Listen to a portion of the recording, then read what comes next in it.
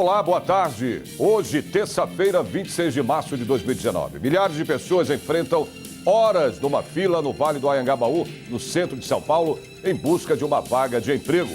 O mutirão, promovido pela Secretaria de Desenvolvimento Econômico e Trabalho da Prefeitura de São Paulo e o Sindicato dos Comerciários, reúne mais de 6 mil candidatos à procura de trabalho. São oferecidas vagas para telemarketing, operador de caixa, atendente e vendedor de loja. O mutirão do emprego vai até a próxima sexta-feira e é preciso levar RG, CPF, carteira de trabalho e o currículo impresso. Anote aí o endereço. Sede do Sindicato dos Comerciários, que fica na Rua Formosa 99, das 8 da manhã às 5 da tarde. Você vai ver também no Jornal da Assembleia de hoje. Comitiva taiwanesa visita a Assembleia Legislativa e discute investimentos em São Paulo. Instituto do Legislativo Paulista debate impactos de fake news, notícias falsas no mundo científico. Deputados se reúnem para apoiar projeto de lei federal que institui o Dia Nacional das Tradições do Candomblé. Audiência pública aqui na Assembleia debate a reforma da Previdência. A partir de agora, no Jornal da Assembleia.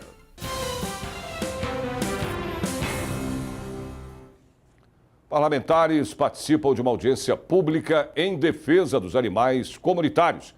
Quem traz agora os detalhes ao vivo é a repórter Silvia Garcia, que está aí no plenário Juscelino Kubitschek aqui da Assembleia. Boa tarde para você, Silvia. Olá para você, Sérgio. Boa tarde a todos. Animais comunitários, de quem a gente está falando? Na verdade, são aqueles animais que a gente encontra abandonados nas ruas, na sua maioria cachorros e gatos. Essa é uma população, Sérgio, que cresce exponencialmente em todo o país e também aqui em São Paulo. Só para ter uma ideia, estima-se que só no estado de São Paulo, essa população de cães e gatos de rua chega a mais de 5 milhões. E a única forma de diminuir, de consertar essa situação, de tentar ajudar essa situação, é fazendo a castração gratuita destes animais. E também possibilitar que as pessoas, são cuidadores voluntários que a gente chama, que pegam esses cachorros e gatos, cuidam, castram, dão banho, alimentação e depois colocam para adoção. É possibilitar que a vida dessas pessoas seja mais amenizada e ajudada, tendo, por exemplo, uma ajuda do governo estadual. Tudo isso faz parte, Sérgio, de uma discussão do projeto de lei de número 41 de 2019, do deputado Carlos Gianazzi, e que vai ser o corpo da discussão de logo mais nessa audiência pública que acontece aqui na Assembleia Legislativa. Essa discussão, Sérgio, tem hora para começar e para terminar. É a partir das 7 da noite, vai até às 10 horas da noite. Tem aí a solicitação do deputado Carlos Gianazzi do PSOL e vai acontecer no plenário José Bonifácio. Sérgio. Ok. Obrigado aí pelas suas informações, Silvia. E às 2 da tarde, alunos do Colégio São Francisco Xavier visitam o Parlamento Paulista. Quem traz agora as informações ao vivo é a repórter Priscila Silvério. Boa tarde para você, Priscila. Boa tarde, Sérgio. Boa tarde a todos. São aproximadamente 25 estudantes que vão conhecer o Palácio 9 de Julho e também ver um pouquinho do trabalho dos parlamentares. Olha, a visita monitorada começa pelo hall monumental, depois eles passam pelos corredores da Assembleia, pelos gabinetes dos deputados, os plenários e então chegam ao plenário Juscelino Kubitschek. Vão acompanhar um pouco do pequeno expediente, quando os deputados têm até 5 minutos para falar sobre temas diversos. Bom, para visitar aqui a Assembleia é muito fácil. É só agendar a visita na divisão de comunicação, no telefone 3886-6626. Repetindo, 3886-6626. Bom, e as visitas acontecem às terças, quartas e quintas-feiras, às 2 horas da tarde. Sérgio. Tá bom. Obrigado, Priscila. Uma comitiva da Câmara de Comércio da América Latina de Taiwan, República Chinesa, esteve aqui na Assembleia Legislativa. Eles vieram tratar de investimentos no estado de São Paulo. Os representantes da Câmara de Comércio de Taiwan se reuniram com a deputada doutora Damares Moura, do PHS, no Salão dos Espelhos da Alesp para tratar de empreendedorismo. O objetivo da visita é exatamente uma aproximação com o objetivo de empreender, não é? As distâncias que nos separam são enormes. E é preciso esta interação, esta aproximação para conhecimento de possibilidades que se abrem de investimentos aqui no estado de São Paulo. Eles são bastante inovadores. Então, a minha expectativa é que tecnologias, não é, e outras inovações sejam trazidas de Taiwan para São Paulo. O que eles apresentam é exatamente a possibilidade de investimentos inovadores, especialmente novas tecnologias, que talvez seja hoje alguma coisa de bastante interesse mundial e para o estado de São Paulo também. Os novos diretores da Câmara de Comércio Brasil-Taiwan Júnior, recém-empossados, enxergam um grande potencial econômico no estado de São Paulo e afirmam que esta promete ser a primeira de muitas reuniões. Entendemos que há grande possibilidade de fazer uma grande cooperação entre o estado de São Paulo e Taiwan, especialmente que existem grandes indústrias tecnológicas que estão aqui. Uma delas, por exemplo, é a empresa de smartphones, e outra empresa que está vindo se investir aqui no Brasil é uma empresa que vai fabricação de chips, né, que tem a estimativa de investimento em torno de 2 bilhões de dólares. E com isso ele vê grandes potencialidades entre o estado de São Paulo e Taiwan. Um em cada 5 brasileiros sofre com infiltração gordurosa no fígado, uma doença conhecida como esteatose hepática. Uma proposta de lei de autoria do deputado André do Prado, do PR, à espera de aprovação aqui na Assembleia, prevê a criação de uma campanha de conscientização sobre causas e tratamento dessa doença. O fígado, a maior glândula do corpo humano, tem entre suas funções armazenar glicose, metabolizar colesterol e produzir a bile, líquido que tem a função de digerir gorduras e captar nutrientes. Um sistema que pode ser comprometido se o órgão começar a acumular gordura. É a chamada esteatose hepática, uma doença assintomática nos quadros leves, ou seja, os sintomas só aparecem quando já surgem as primeiras complicações, que podem ser dor, cansaço, fraqueza, perda de apetite e aumento do fígado. O principal alerta para todo mundo em relação à esteatose é estarmos atentos. A primeira questão é o peso, sobrepeso. Grupos que estejam acima do seu peso estão sempre em risco de ter este acúmulo de gordura. Porque nós estamos habituados a pensar nos gordinhos com gordura em algumas regiões do corpo e a gente se esquece que às vezes essa gordura que está acumulada no pneuzinho, na barriga, em outros lugares, pode se acumular também no fígado. E neste fígado vai causar uma doença progressiva, chegando à cirrose hepática e até a câncer de fígado. Na maioria dos casos, a doença ocorre devido a maus hábitos, sejam alimentares ou pelo consumo excessivo de álcool. Mas a esteatose hepática também ocorre em quem tem massa corporal adequada e hábitos saudáveis. Pessoas que não estão acima do peso que têm esteatose. Quem são? Primeiramente, a esteatose pode ser uma condição genética. Você não está com peso acima do normal, mas você tem um distúrbio do seu metabolismo, do funcionamento do seu fígado com o acúmulo dessa gordura. Outra situação é quando você bebe. Se você bebe, você também pode ter gordura no fígado. Outra situação são pessoas que vivem com HIV/AIDS. Nessas pessoas, por distúrbios próprios da própria doença ou mesmo por causa dos remédios que essas pessoas tomam, você pode ter acúmulo também de gordura no fígado. O diagnóstico geralmente é feito por meio de exames de sangue, métodos de imagem ou clinicamente pelo toque no fígado. A doença que não apresenta sintomas visíveis pode ser revertida, mas o tratamento deve ser multidisciplinar. Tem gente que acha que a gordura é só uma coisa em relação à estética e é muito mais do que isso, né? Então tem que buscar ver, tá com a saúde em dia, tudo direitinho e se cuidar. Para esclarecer a população, o deputado André do Prado, do PR, propôs o projeto de lei 991 de 2015, que institui a campanha de conscientização sobre esteatose hepática. A ideia é divulgar por meio de anúncios nos meios de comunicação as características da doença, suas causas e tratamentos. O projeto ainda prevê a participação popular por meio de comitês, palestras e atualização e treinamento de profissionais da saúde. Prevenção, hábitos saudáveis, controle de peso, exercício físico, basicamente isso. O tratamento, existem alguns medicamentos que já foram desenvolvidos para isso, mas sem muita eficácia. Então o principal é hábito saudável, redução de peso, exercício físico.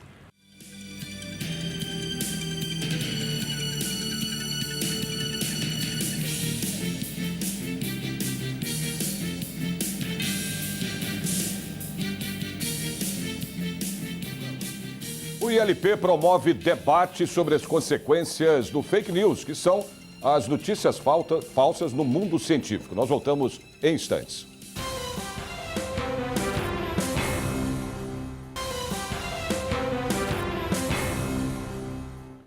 O O ILP, Instituto do Legislativo Paulista, em parceria com a FAPESP, promove o ciclo de palestras para debater as fake news, que são aquelas notícias falsas, e os impactos na ciência.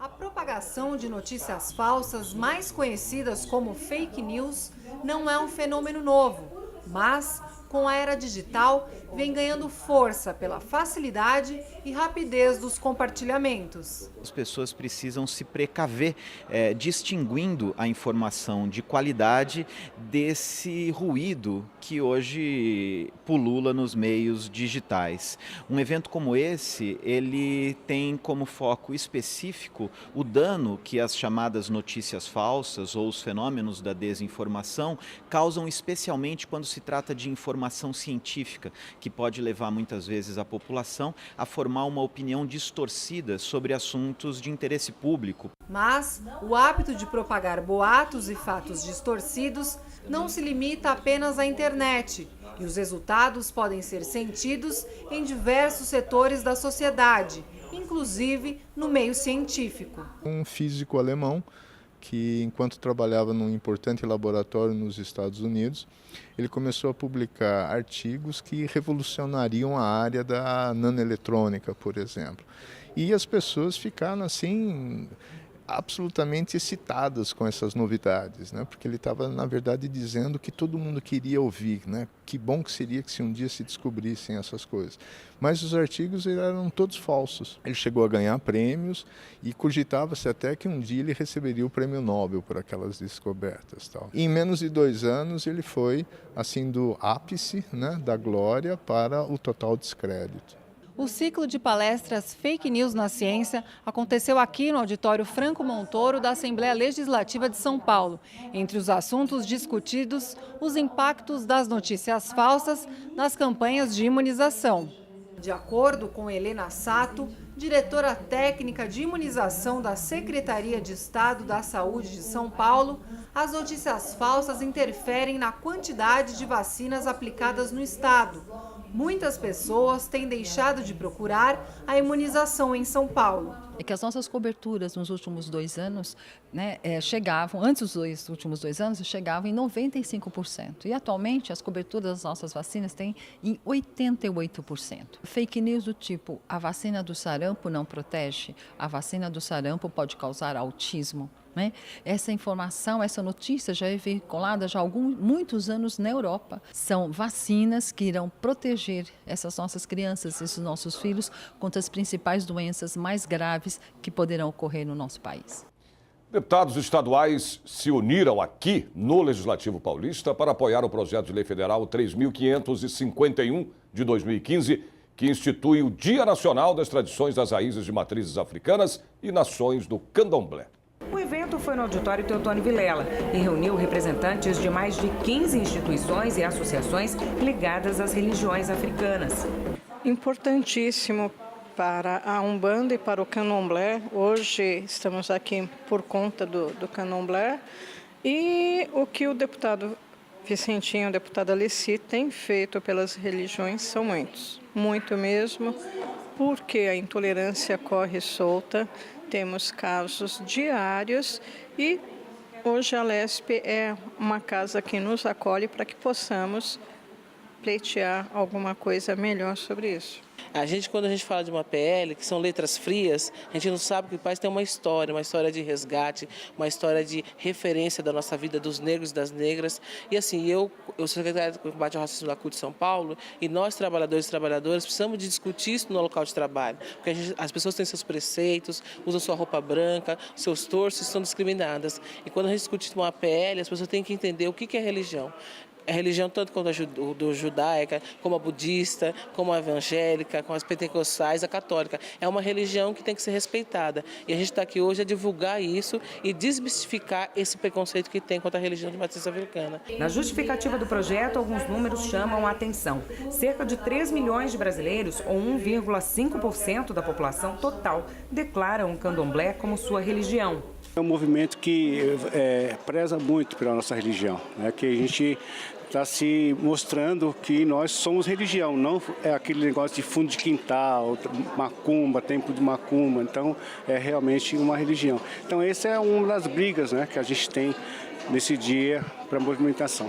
O autor do PL é o deputado federal pelo PT, Vicentinho. A pauta foi apresentada em 2015 e já foi aprovada na Câmara dos Deputados. Agora tramita no Senado.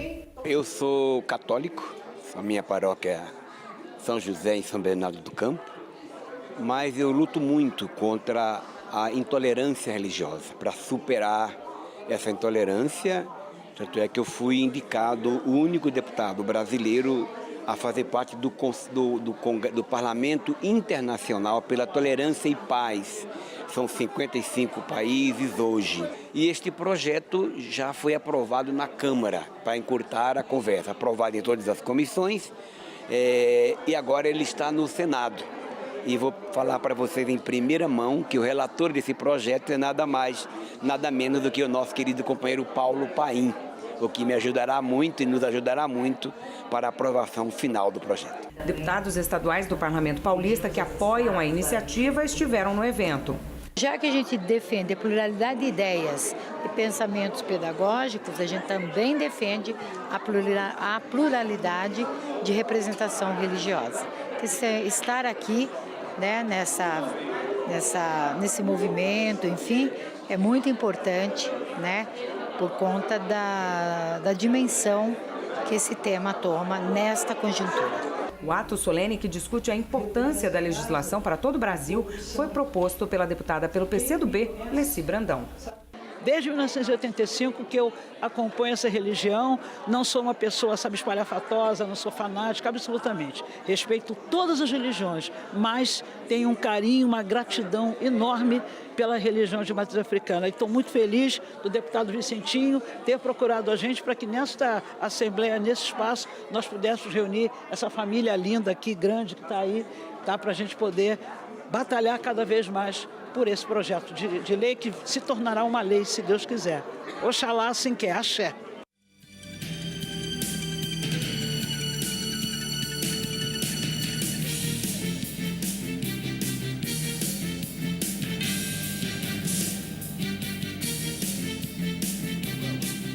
Depois do intervalo, você vai ver as comemorações do Dia do Acupunturista. Voltamos já já.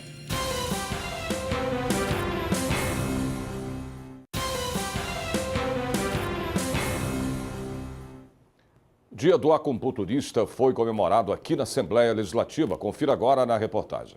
Kaoru é acupunturista há 15 anos. Para ele, o reconhecimento da profissão é importante, principalmente para esclarecer a população sobre os benefícios deste ramo da medicina tradicional chinesa. Se eu tiver que resumir para que serve a acupuntura, eu diria que é para promover a felicidade das pessoas, através dos incômodos, através dos alívios, né, das dores e dos problemas, das doenças, enfim, das disfunções que nós falamos. A atividade que busca desfazer bloqueios e equilibrar energias no organismo humano por meio da aplicação de agulhas tem hoje cerca de 30 mil profissionais no estado de São Paulo. A categoria agora busca a regulamentação. E nós temos um projeto de lei correndo na Câmara Federal para que possamos regulamentar a profissão da acupuntura e possamos assim estar trabalhando mais sossegados, sermos mais reconhecidos pela população como profissionais de fato que somos. No ato solene realizado no auditório Paulo Kobayashi da Assembleia Legislativa de São Paulo, os acupunturistas comemoram seu dia. A data oficial, 23 de março, foi instituída por meio da lei de autoria do ex-deputado Antônio Sali Curiati. O ex-deputado Coronel Ferrarini, que há 40 anos mantém um centro de recuperação de dependentes de álcool e drogas em São Paulo, também é acupunturista e quer usar a técnica nesta área. Vocês conhecem a minha luta contra as drogas. Então eu estou usando a acupuntura e todas essas técnicas orientais a serviço de cuidar dos drogados, dos dependentes. Entre todas as outras técnicas que nós podemos usar, uma delas muito importante é a acupuntura. Então, por isso, eu estou aqui hoje nessa solenidade, presidida pelo meu amigo, o presidente Odair Carlos Sabione, para que a gente possa, então, lembrar que a acupuntura é fundamental. Você continua com o teu tratamento, continua com o teu médico, mas a acupuntura ela complementa, ela integra. É muito interessante e muito fundamental. E a Assembleia Legislativa promove uma audiência pública para debater a reforma da Previdência que tramita no Congresso Nacional. Presidida pelo deputado Carlos Gianazzi do PSOL, a audiência pública reuniu parlamentares, representantes de associações, sindicatos e servidores públicos do estado de São Paulo, todos unidos em defesa dos direitos previdenciários. O governo está fazendo um marketing de que o servidor público é o culpado por tudo isso, e que o servidor público tem coisas a mais, enfim. Não é verdade isso que o governo está fazendo. O governo joga a culpa em cima dos servidores para que a população, o cidadão normal, não perceba que é ele o que vai sofrer mais com a reforma da Previdência, ou com o fim dessa Previdência chamada reforma da Previdência. Deputada Adriana Borgos, do PROS, também compôs a mesa e ressaltou a importância da mobilização pública contra a reforma previdenciária. Começando pela valorização dos funcionários públicos estaduais, tudo que se trata de previdência vai vir para essa casa para ser discutida. Mesmo vindo lá de Brasília, é aqui que vão se discutir. E nós estamos vendo e acompanhando algumas manobras onde o servidor público, e não só o servidor público, mas o servidor de todos os setores, vão ser tremendamente prejudicados. São manobras onde não estão sendo discutidos os direitos e as garantias, estão tudo no mesmo pacote, uma enrolação danada. Então é muito importante que essas audiências públicas aconteçam para que se esclareçam todos os pontos da Previdência e para que a gente possa ter o direito de defender quem votou em nós e quem é funcionário público ou servidor público. De acordo com o presidente da Associação Paulista de Magistrados, está havendo uma enorme cortina de fumaça por parte do governo. Nós temos que chamar a atenção a isso e lutar contra os absurdos que existem na PEC hoje, como desconstitucionalização, como umas regras de alíquotas progressivas, que na verdade são confiscatórias, né? O benefício da invalidez, que é um benefício que vai prejudicar a todos. Então essas regras, que são regras gerais, que vão prejudicar não só os servidores, mas como também os empregados da iniciativa privada. Vai atingir, sim, toda a gama da sociedade brasileira e talvez buscando um regime que houve já em alguns países do exterior, como o regime chileno, que levou hoje, no Chile, ao maior índice de suicídio de pessoas com mais de 80 anos. O que nós precisamos? Precisamos de transparência, precisamos de dados econômicos que não podem ser assumidos como dogma, porque senão o que se busca é uma reforma fiscal e não uma reforma previdenciária. Para o deputado Carlos Gianazzi do PSOL, a PEC 6 de 2019 não trata-se de uma reforma, e sim o fim da Previdência. Nós estamos aqui hoje fazendo a resistência e lutando contra essa reforma da Previdência, que não é uma reforma, é a destruição da aposentadoria, é a destruição da Previdência Social. Esse projeto do governo federal, ele beneficia os bancos,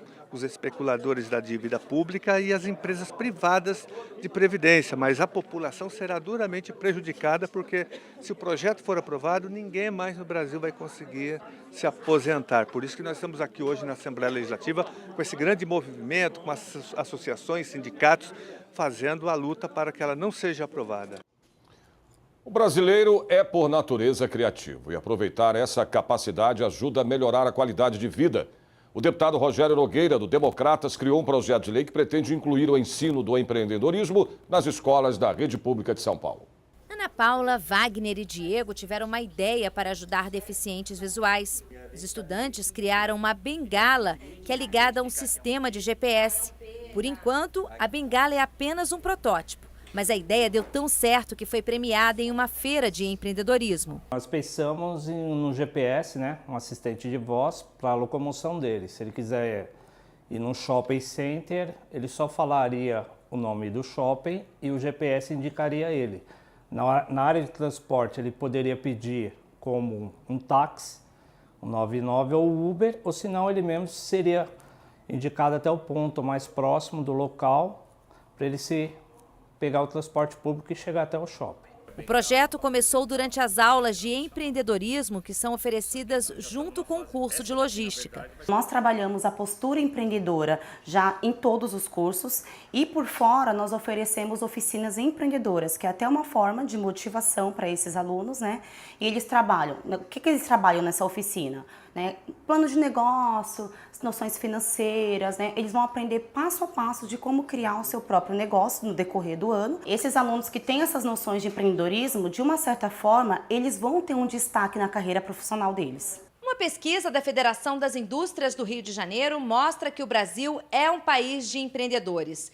2 de cada 3 jovens sonham em ter o próprio negócio. Por isso, aqui em São Paulo, foi criado o primeiro Plano Estadual de Educação Empreendedora.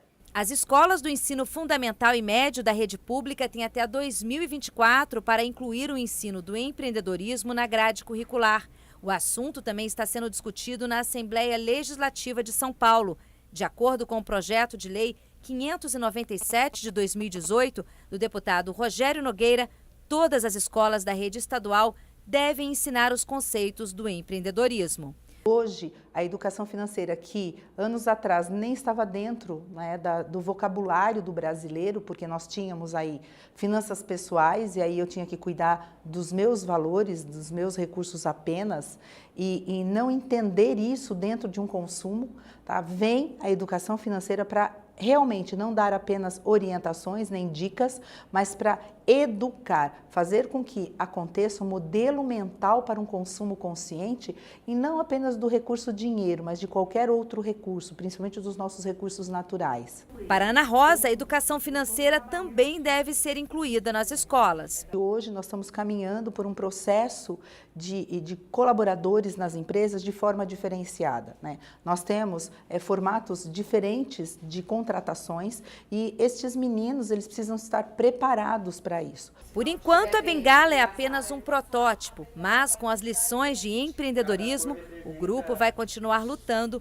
para que o sonho vire realidade. Ela vai virar realidade. É o sonho de todo mundo, inclusive o meu. Realmente é gratificante, muito gratificante você saber que com a sua ideia você vai ajudar milhares de pessoas, você vai ajudar uma pessoa, você vai ajudar a criança, você vai ajudar o idoso e enfim, é isso. E a gente quer e a gente vai lutar até o fim para que quando chegar lá na frente a gente olhar para trás e falar assim, a gente conseguiu.